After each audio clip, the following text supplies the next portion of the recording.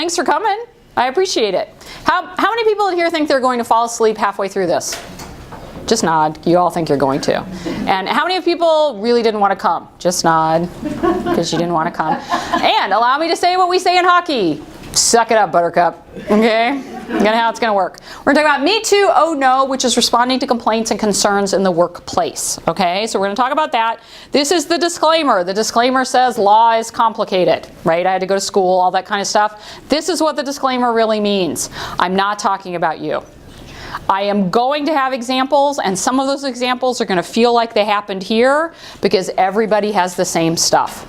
I am never going to use an example from here. I'm never going to use anything that HR has called me about. Problem is, same problems happen lots of different places. So it's going to sound like you, but somewhere, but I am not going to talk about you.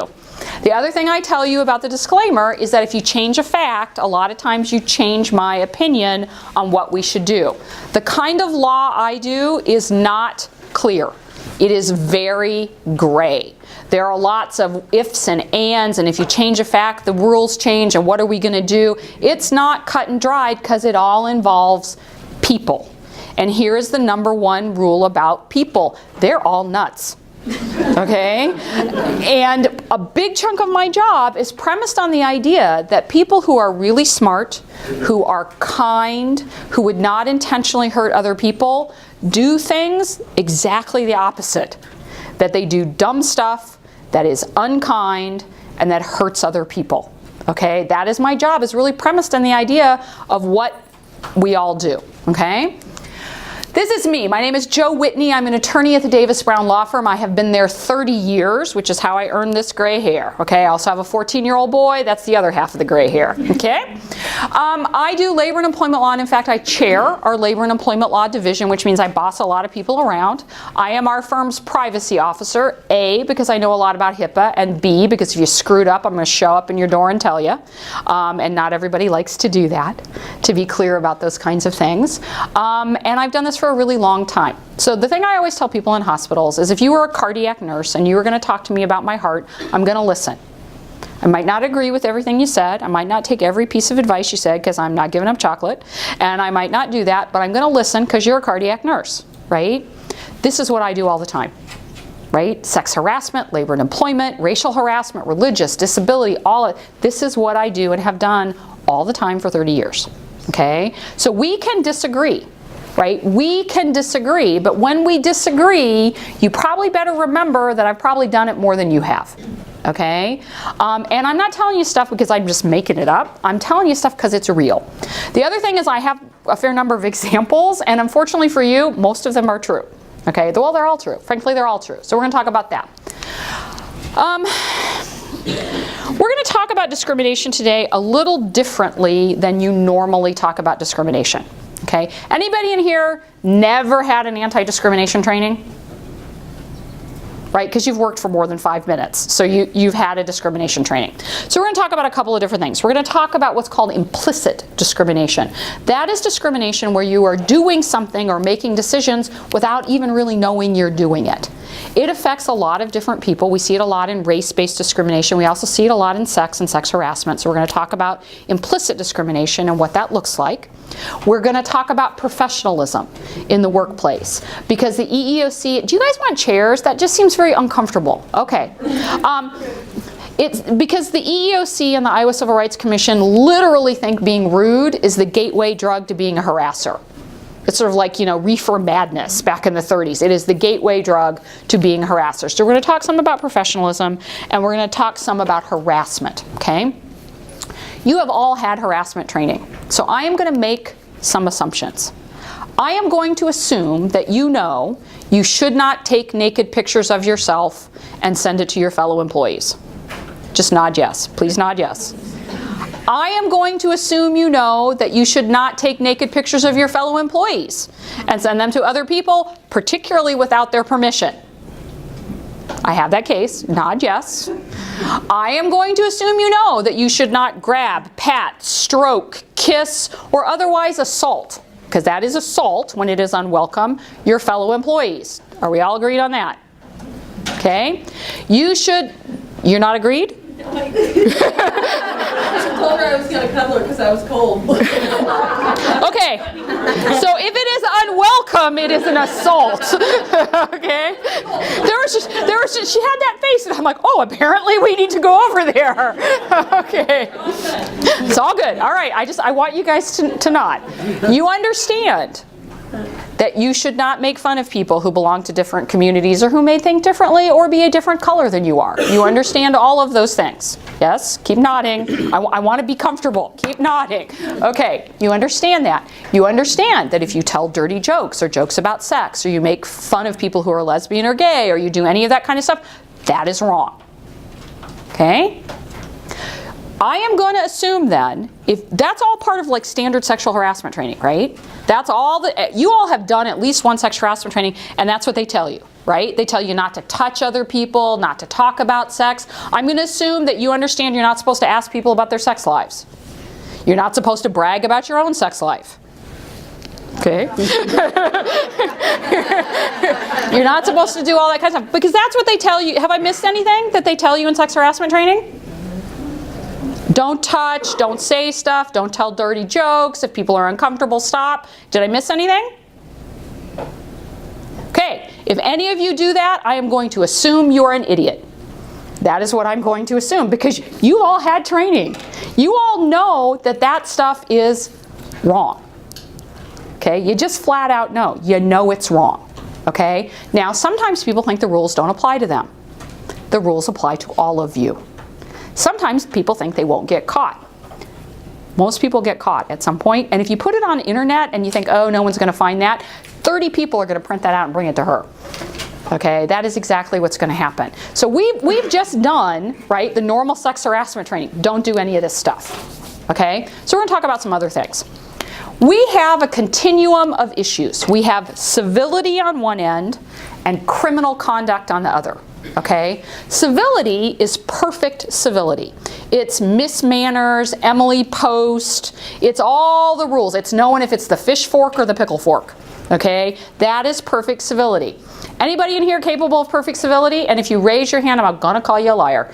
Anybody's capable of perfect civility? Because I'm not. Right? Hardly anybody is, right? On the other side, we have criminal conduct. Those guys. Okay? And I feel comfortable saying criminal conduct because he's indicted and he's in jail. Okay? So we're talking about criminal conduct on that end. The problem is most of what we talk about when we talk about lack of professionalism, when we talk about harassment, when we talk about inappropriate behavior, it's somewhere in the middle.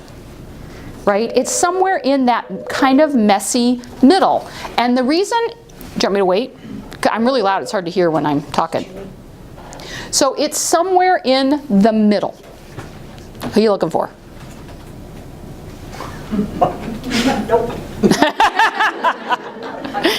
I love hospitals. They are so fun. Okay, so, and one of the things I want you to think about when we think about the middle is that harassment isn't about You were hiding. Okay, harassment isn't about how you intended something to be taken typically. It is about how people perceive it. It is about how it makes that person feel.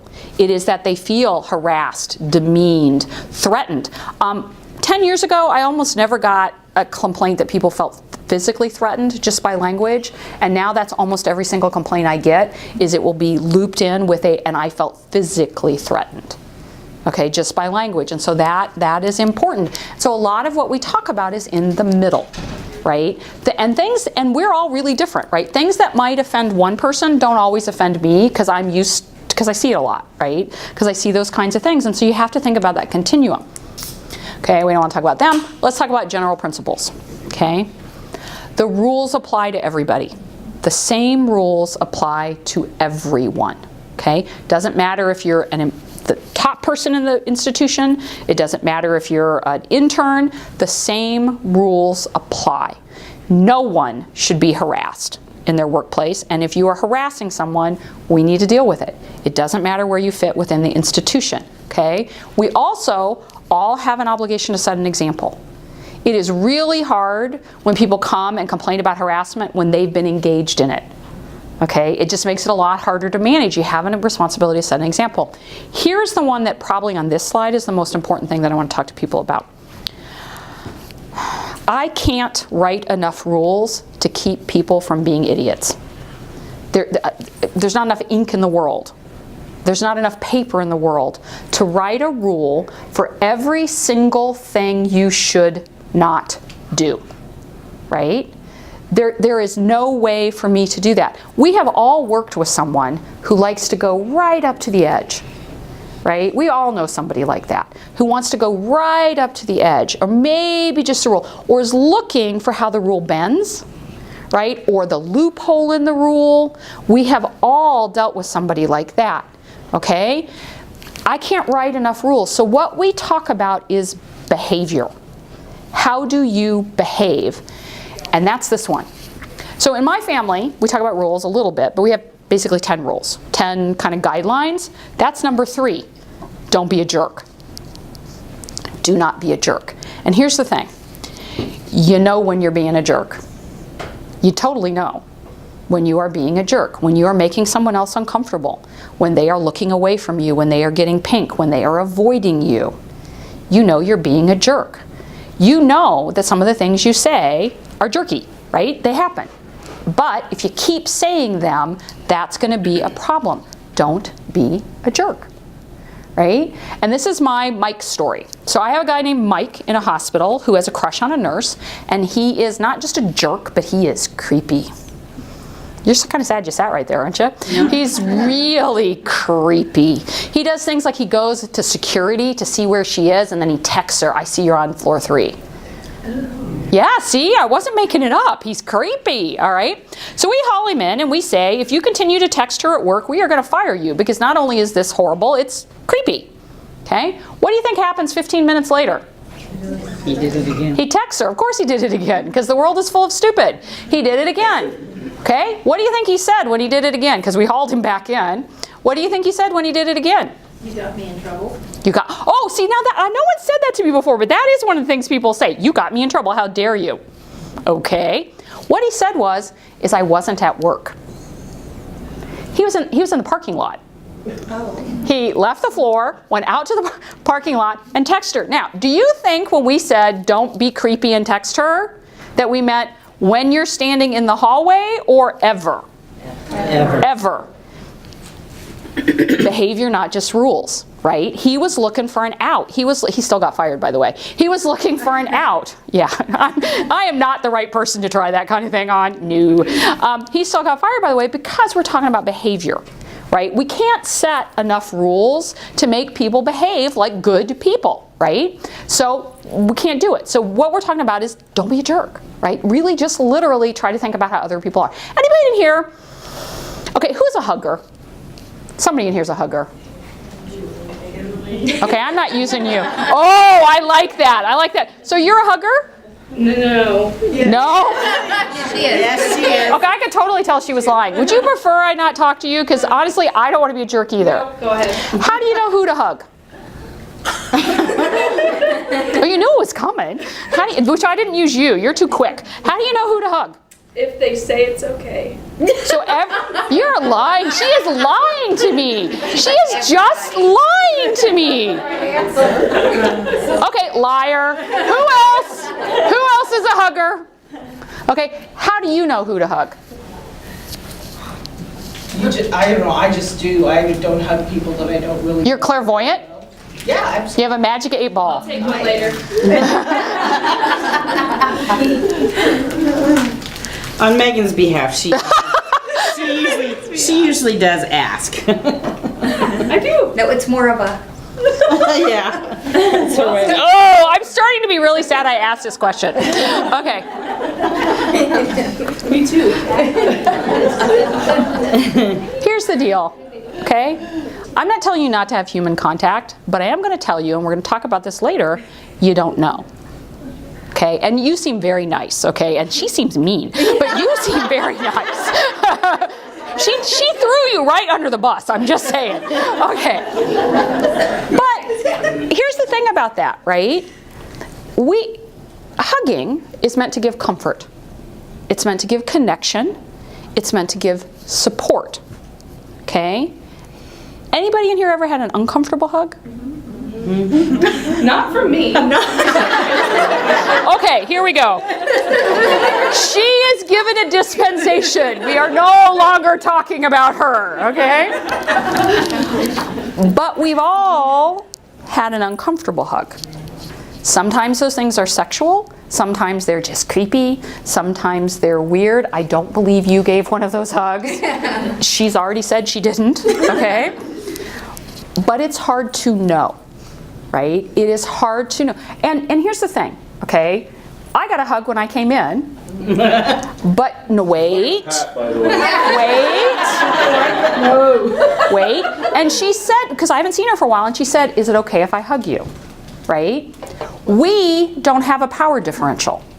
If I said no, it would have been just fine, because if you fire me, I don't know, I'm fine.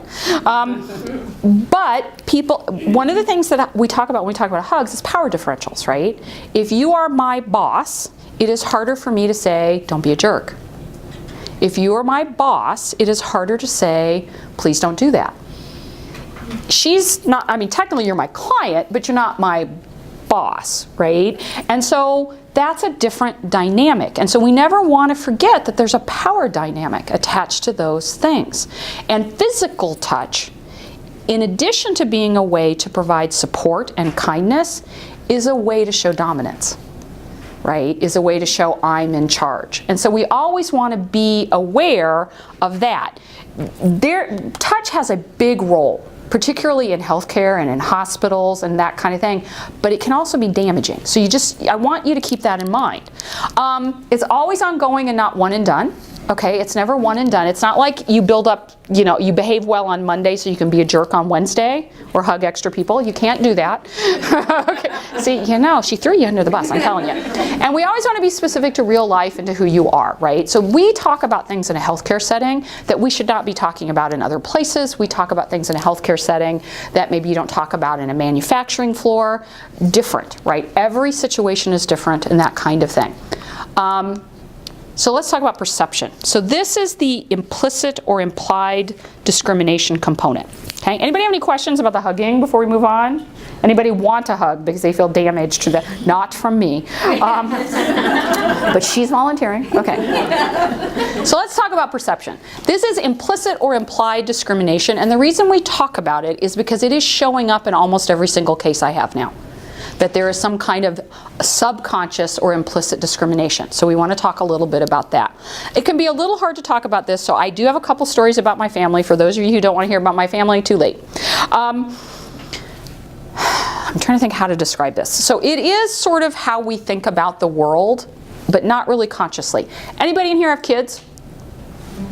Those of you who do not have children, were you at least a child at some point? Just last week. Just last week? Yeah, that's that whole adulting thing. Okay. Anybody have a kid who was big for his or her age? A big kid. You? Anybody else? Okay, you. So you got you two.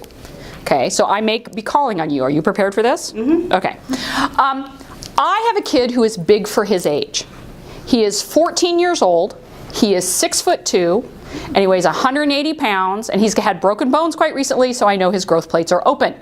Okay, so he is still growing. He has been big since he was little. He has always been big, okay? And you're like, why am I hearing about this woman's child? Okay, I'm about to tell you why. So his name is Cameron. Cam and I are in Super Target when he is 3.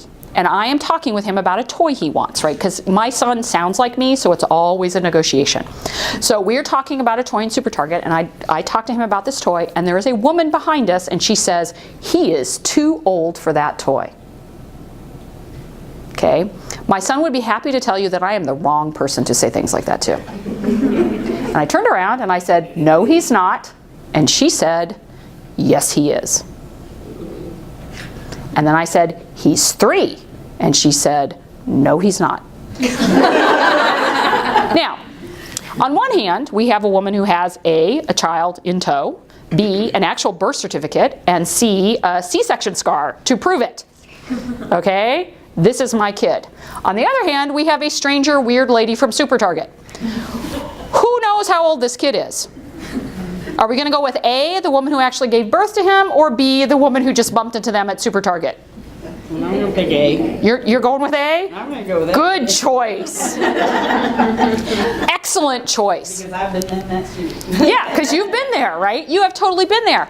But that's the thing about, so that's implicit discrimination, right? That's implicit discrimination. We make assumptions based on just what we see without really knowing the facts, okay? So what does the world tell us about when a kid is big, what happens to them?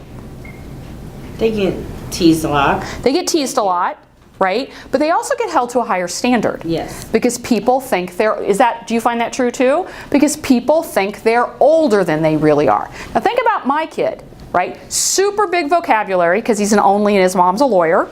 Super big, he couldn't escape it, sorry. Super big vocabulary and a big kid. People constantly think he's older than he really is, and he gets held, just like your kids did and your kids do, to a higher standard, right? So this idea of implicit discrimination, think about this. He's 3 years old, and people are making decisions about who he should be with knowing nothing. Okay, that's really what implicit discrimination is. What is the other thing that media tells us about big kids? What do they tell us about kids who are big? And you don't have to have a big kid to know this. You just have to have seen any movie starring children. They're usually the stupid ones. Stupid? Are they mean? They can be. Dumb? Or they can be dopey. Yep. Dumb, dopey bullies. Anybody ever see a kid's movie where it's a little teeny tiny pixie blonde who's the bully? Well, Phineas and Ferb is the only one where the blonde is the bully.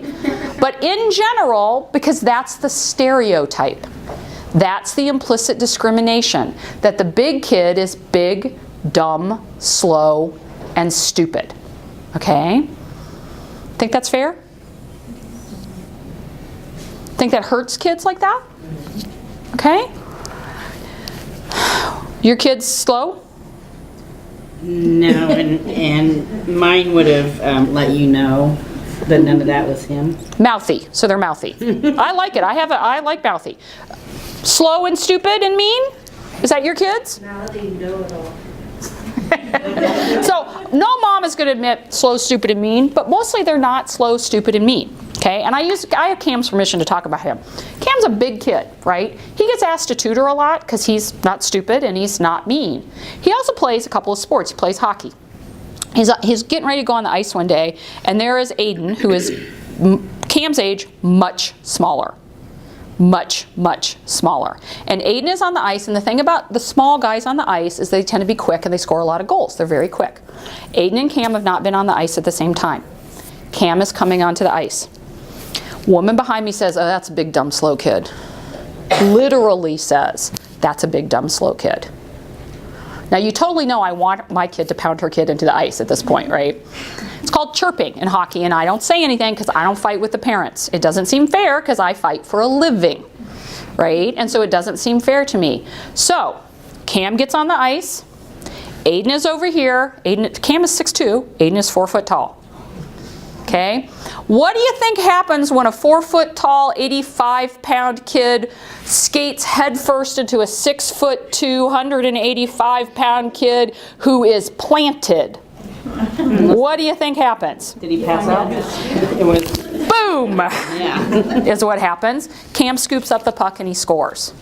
And the woman behind me says, I guess he wasn't that slow. Okay? Implicit discrimination. The assumption. But here's the other thing about implicit discrimination. Did that help Cam? The idea that he was big, so he would be slow, he wouldn't be quick, it helped him. And it has helped him a number of times when little kids think they're going to run into him. Okay? So sometimes those kinds of beliefs that we have can help other people. They can make you more disposed to like them. Okay? So a couple things I would say. I love a redheaded boy because I have one. I have a redheaded boy.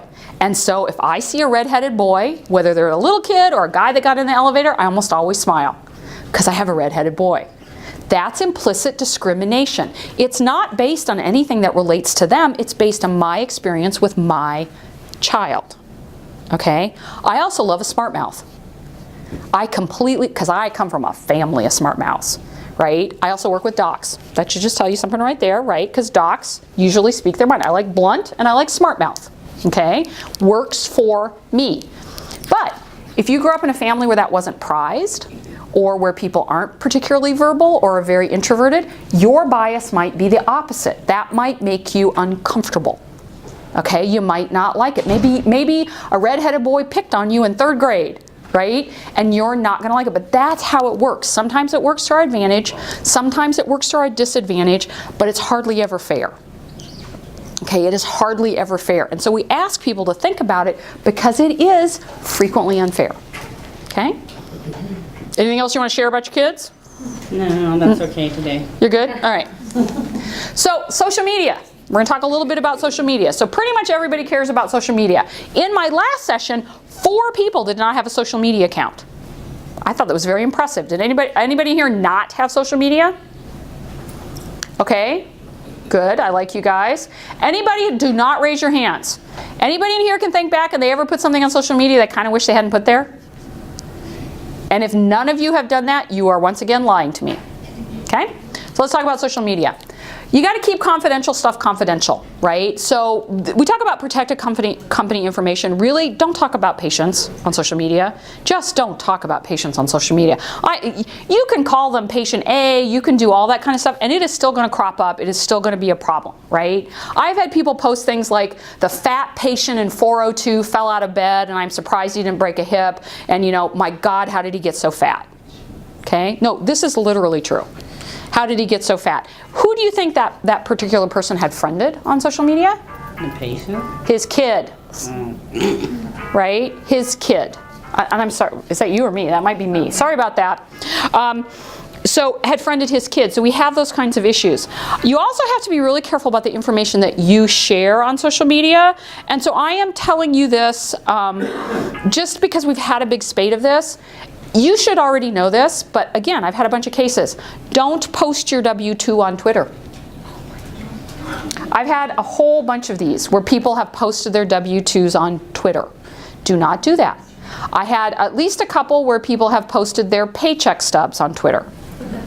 Not a good choice. I had a woman who posted the front and back of her credit card because her child was traveling overseas and she wanted to get him the information so he could use it.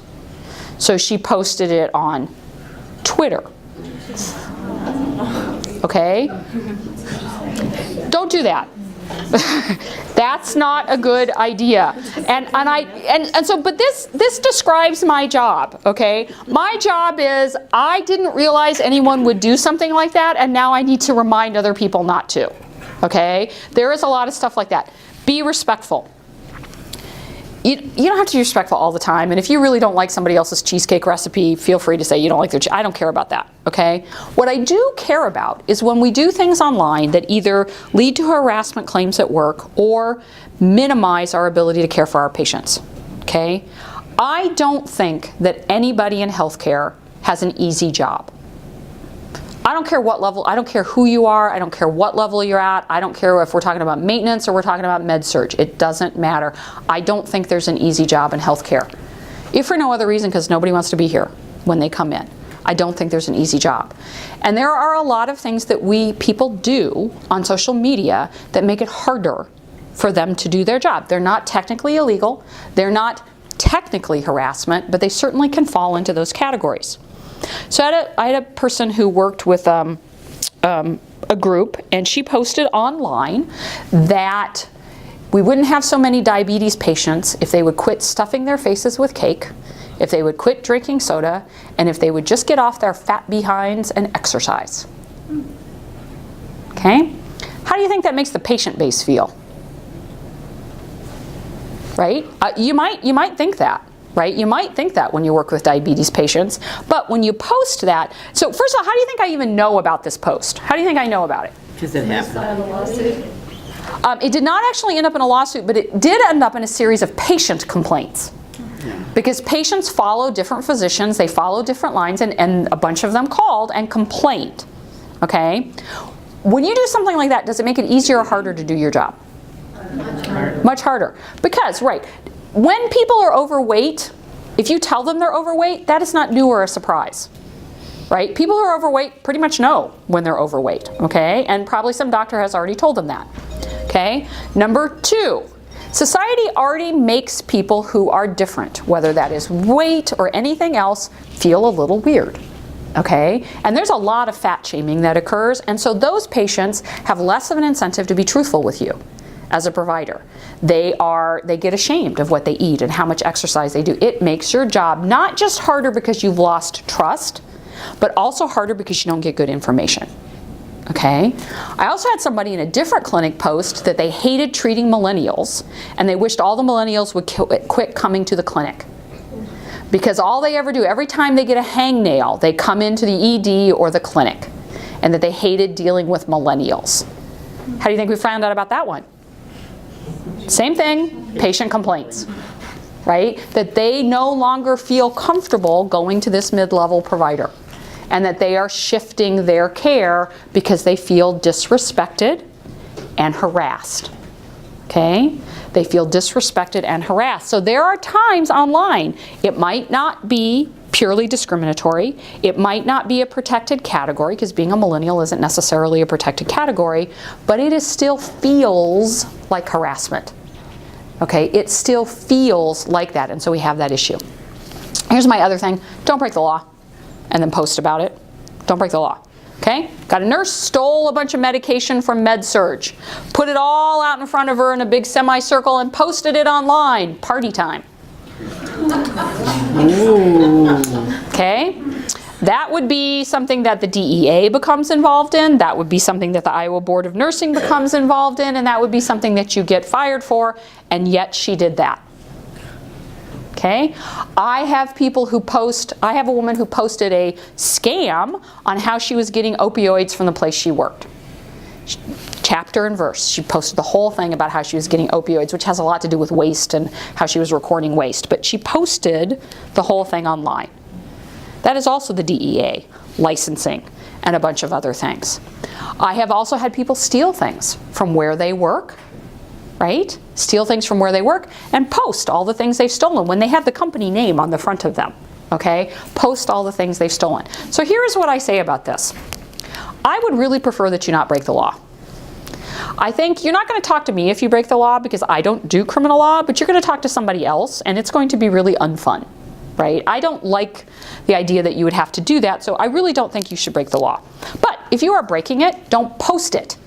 Do not put it online for everyone and their second cousin to see. Because the first woman with the drugs who lost her license, the first exhibit in front of the Board of Nursing was the social media post. Okay?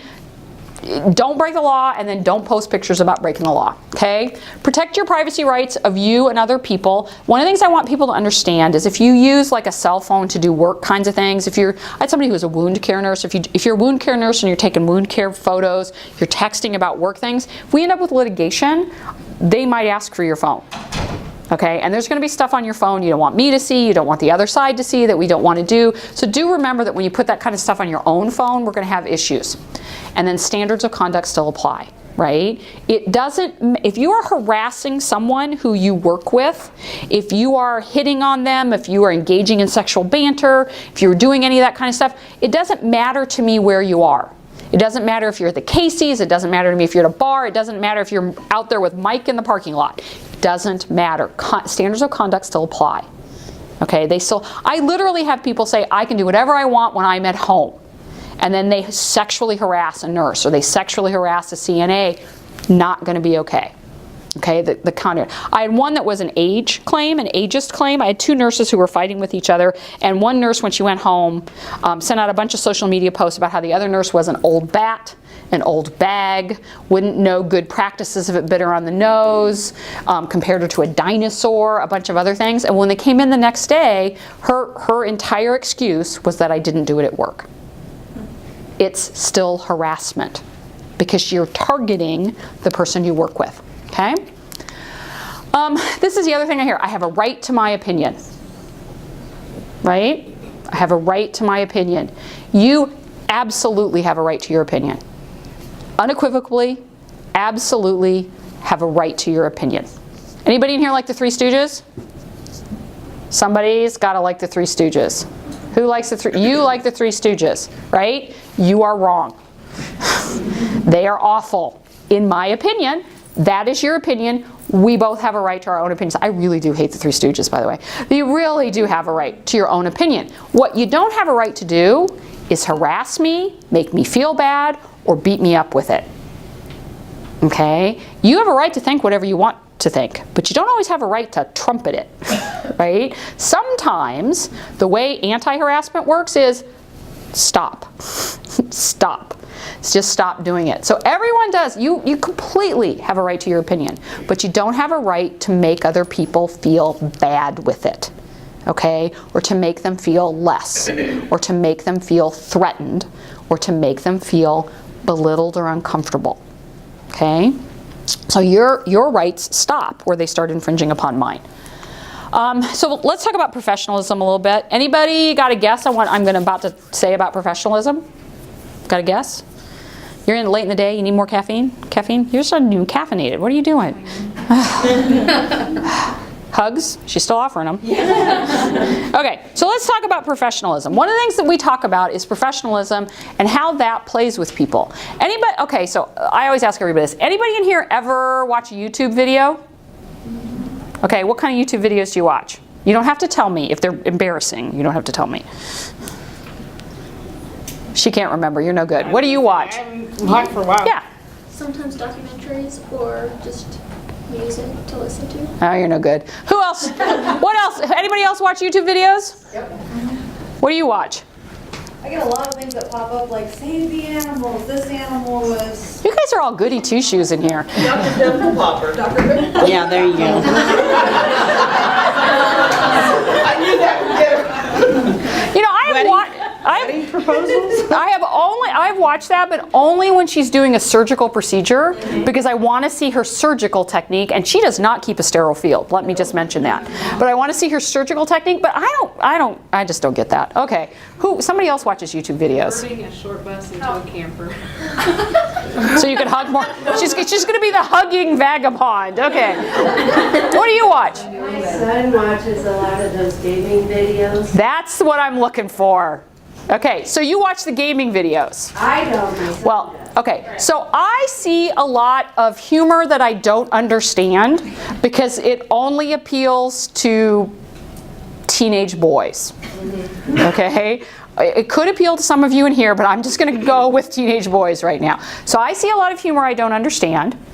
I also see a lot of gamer videos, right? Because he likes to show me stuff. He wants me to be involved. Here is the thing about gamer videos, okay? Gamers, for the most part, use profanity like we would use a comma. So whenever there would be a pause, they throw in a lot, and I don't mean mild profanity, I mean a lot of profanity. And if there would be an exclamation point, it is over the top profanity. I had to go to the Dictionary of American Slang one time to figure out what they were saying, okay? Profanity. But it's like the lack of professionalism. The thing that I have noticed with my son's friends, particularly, is that more profanity creeps into their language because they hear it. They watch a lot of gamer videos, they hang with the same kids, and they hear a lot of profanity, so it creeps in no matter how many conversations I have with them. It creeps in. That's what a lack of professionalism does. Okay? It starts out as something small, but it creeps in, and that's what the EEOC and the Iowa Civil Rights Commission worry about, is that it leads to bigger problems, right? That when you're not polite, when you're not professional, it leads to these bigger problems. These are the top 10 complaints. So you basically survey a whole bunch of people. This is what they say that they think is not professional. Being late, crabby, bad language, okay? Gossip, and we all know gossip is probably inappropriate dress. Here's just my tip on this. Unless we are at the beach, I do not want to know if you have an innie or an outie. I do not want to see your belly button. I don't care what your belly button looks like. Are you okay with that? Yeah. Okay. I don't want to see your belly button. I have been to the bank, and the woman who was taking my money, I could see her belly button. That makes me uncomfortable. Okay, I don't like that.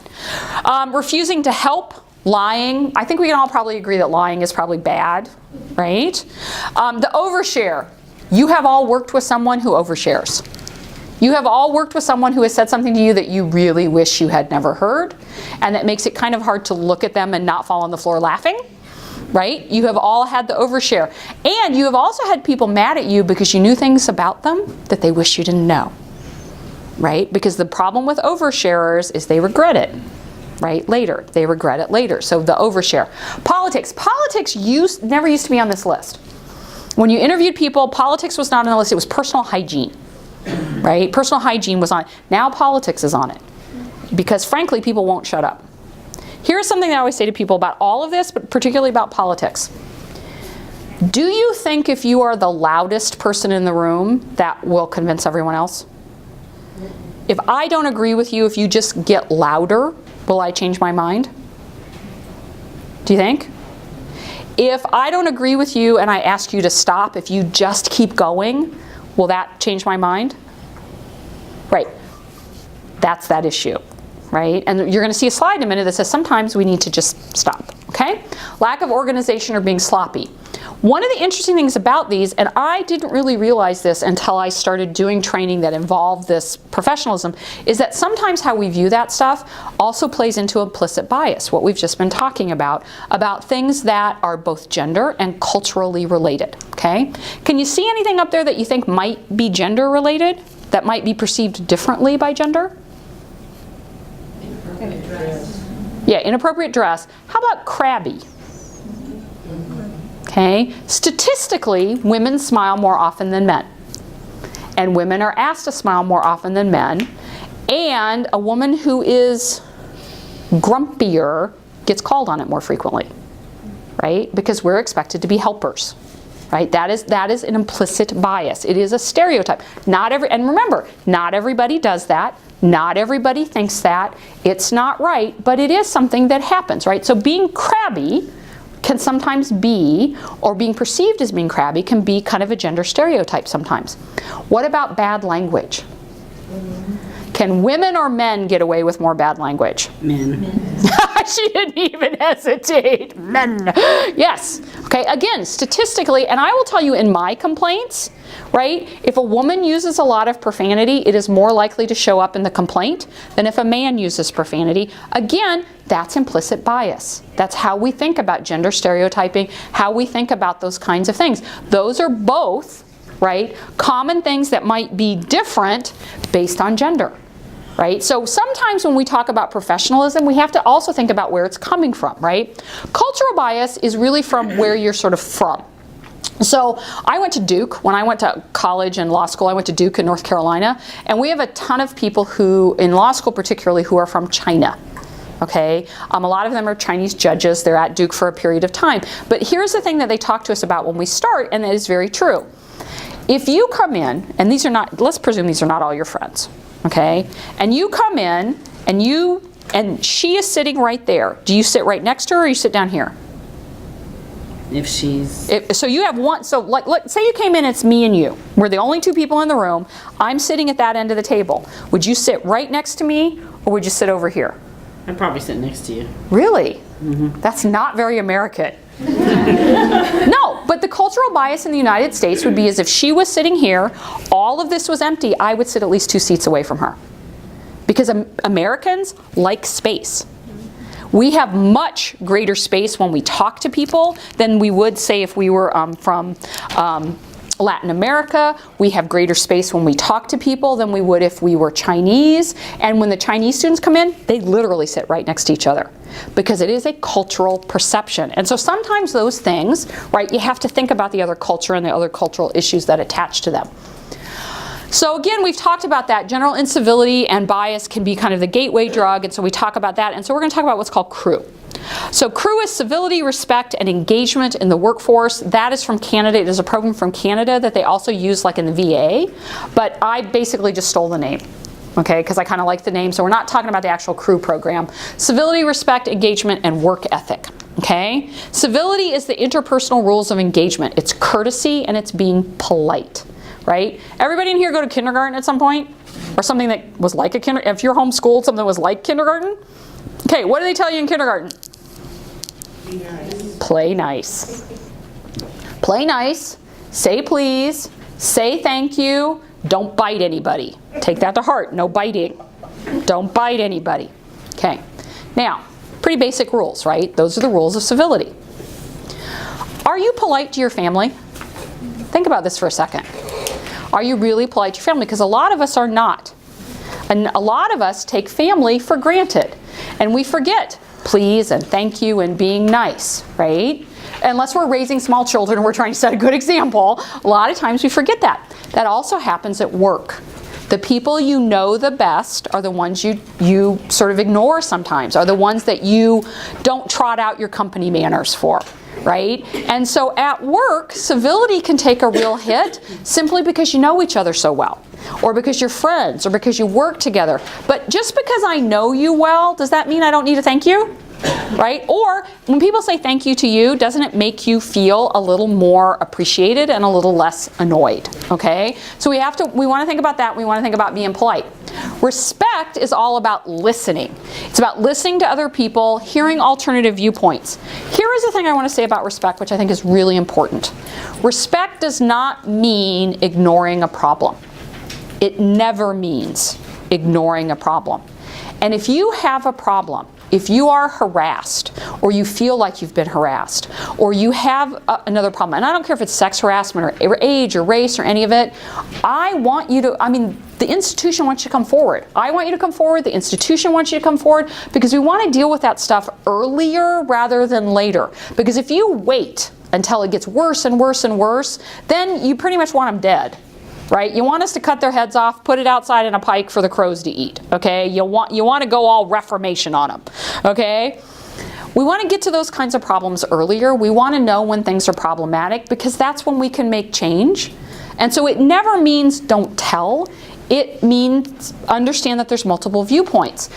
We talk about honesty without being mean. Some of you guys did crucial conversations. That's a very common one in the hospitals. And that's really what that's about. It's about being clear, being kind of clean in how you communicate. But it isn't about covering it up. The thing I hear in Iowa all the time, this is my Iowa thing, I don't want to get anybody into trouble. Okay? Well, people's behavior needs to be corrected. And if we wait too long, you're getting them into worse trouble. Okay? Communication, this is how we sort of think about communication when we talk about HR. First of all, is it true? Every single person in this room has had somebody say something that wasn't true about them. We have all had that experience, right? And this is one of those things that plays into gossip. It's not true and people say it anyway because it makes a good story. Okay? So when we're communicating, is it true? Does it need to be said? Is this something we need to say, or is this just something I feel like saying, like one of those housewives from the 12th level of hell? Okay? Am I the right person to say it? Right? I have a case in my firm right now where the person is not a manager, is not in charge of a certain department, and is constantly telling them how to do their job. Constantly giving them tips and advice and butting in and telling them how to do their job, and eventually got fired for it. Right? Are you the right person to say it? Also, when we talk, who's a manager in here? Anybody a manager? Okay. Sometimes it's the manager's job to say it. Sometimes the manager needs to involve somebody else. We want to know that the right people know the right things. And one of the things that happens, look, HR, health information management, hockey moms, completely my people. Okay, those are my people. But one of the things that happens sometimes to HR is you all don't tell them. Okay, you don't tell them early enough. You don't tell them where there are problems. You don't tell them they can't fix stuff they don't know about, right? So we want to make sure that we know about it. And then is now the time to say it? Is this when we're going to say this kind of thing? Sometimes respect means stop. Okay, it just means stop talking sometimes. If someone says, please don't. If someone says, I don't want to talk about that. If someone says, that's none of your business. It's time to stop. That makes me uncomfortable. Stop. Okay? Just stop. That is the best thing that you can do. Engagement is training, taking responsibility. It's that, those of you with kids, after school specials, ever see an after school special? The more you know, the more you grow. Big little thing, right? You're like, yes. The more you know, the more. Don't they all have a see something, say something? They all have a see something, say something banner. That is from Wells Fargo Arena. Okay? That is, if you see something, say something. Did you see something suspicious? Then say something to make it right. Okay, and that is what we mean by engagement. Almost all the schools now have some kind of training for what they call bystander engagement or bystander training, and it's about bullying. Okay, if you see somebody being bullied, what can you do to help? Right? Some of the things you can do to help is you can be there and be supportive of them. Sometimes you can say to the bully, don't do that. Sometimes you get a teacher. That is the same thing here. Sometimes you can be part of their support network. Sometimes you can say something, and sometimes you can get management. Right? That is what see something, say something means. It means bring the problem to their attention before it gets out of hand. And that applies whether you're in kindergarten or whether you work here. Okay? It applies consistently because we want you to be engaged. We really want you to be engaged. That's how you create a workplace where you can get your job done with the most efficiency and the least hassle. Right? And that's where we want you to be engaged.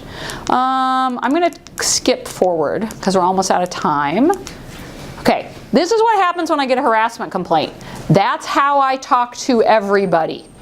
We call that the equal opportunity jerk defense. You are a jerk to everyone. Do you think that's a very successful defense? Just go with no. It's not. It's not a successful defense because if you are treating someone differently and they are a member of a category, it is still going to end up being harassment and it is still going to be problematic. She's complaining to get attention. That is possible, but not very likely, because the kind of attention you get for complaints are the wrong kind. Not very likely. I know my audience. I get a lot of I know my audience. The sheer fact that there is a complaint is proof that you don't know your audience. And here's the thing, your audience changes. For those of you who are managers, if you say something or do something on a Monday and then you have to discipline that employee on a Wednesday, I'm telling you now, whatever happened on Monday is coming back to bite you. Okay? All that stuff, when I have a manager say to me, well, we're friends, I know we're in trouble. Right? Because you say things to your friends that you don't say to the people you manage, and it will come back when you have to discipline those people. So we have to think about that. She started it or he started it, yeah, not very successful. He, she liked it, again, pretty clear they didn't like it because they're here complaining. Okay, and maybe they liked it for 6 months and now you've crossed whatever invisible line and now we don't like it anymore. This is my favorite. It was just a joke. Okay, humor, like the Three Stooges, is subjective, right? Humor is very, very subjective. But humor that hurts someone or makes them feel uncomfortable or makes them feel belittled or makes them feel less than, or what I get all the time now, unsafe. Okay, I get a lot of I feel unsafe. That's not humor. Okay, and maybe it's humor to you, but it's not going to be acceptable in the workplace. It can't be that kind of stuff. And I also get that's not harassment. And that is the final thing I say to everybody, which is you don't get to decide. Right? The people who decide are the people who have to assess it and the people who feel harassed. A lot of people say, well, they didn't complain for a long time. They didn't complain. It can't be harassment because they didn't tell me to stop. Okay? If you are harassing me, I'm going to tell you to stop, but I have an extremely strong personality, which I am sure is shocking to each and every one of you. I have a very strong personality. Plus, I don't have a power differential, right? In my law firm, it takes a vote of 80% of the partners to fire me. That is a lot of people who would want to have to get rid of me and take over my workload. Okay, so I don't have a ton of power differential there. That is not true when you're the boss and the person who feels harassed is not. Okay, that is not true. I get a lot of self-blame and guilt. This third one, I only hear that in Iowa. I would literally, if I'm in like New Jersey, I never hear that. Okay, but in Iowa, I hear I don't want to get anybody into trouble. Okay. When you get people into trouble early, a lot of times that stops them from having a lot of trouble later. Okay, so that is what we're really looking at. Sometimes people are unaware, but these last two are the big ones why people don't say anything. They're afraid of being retaliated against. They're afraid of reputational damage. They're afraid of you treating them differently because they made a complaint. And so that is the final thing I want to say to everybody. We don't retaliate. If someone brings a complaint forward, if someone is concerned about something, we don't tell them they can't do that. We don't tell them it's not fair. We don't treat them badly because they had a complaint. We assess it, right? Now, when we assess it, we're not always going to agree with you, right? Maybe we didn't find that it was harassment. Maybe other people didn't view it the same way you viewed it. Or maybe it is harassment and other things will be done. But it's a process, okay? But one of the things people are afraid of is not how management's going to treat them, but how their fellow employees treat them. That they're a killjoy and they're no fun and they can't take a joke. Okay, so do keep that in mind if let's hope it never happens, but keep in mind that when people bring complaints forward, sometimes it takes a lot of guts to do that, to bring a complaint forward and to raise those issues, okay? So we have this hospital has a very strict policy against retaliation, and I want people to remember that if they feel retaliated against, I want management to know, okay? Questions? Issues? Bad stories you want to share? Jokes that will get you sent up for harassment. Okay, then I'm calling it good.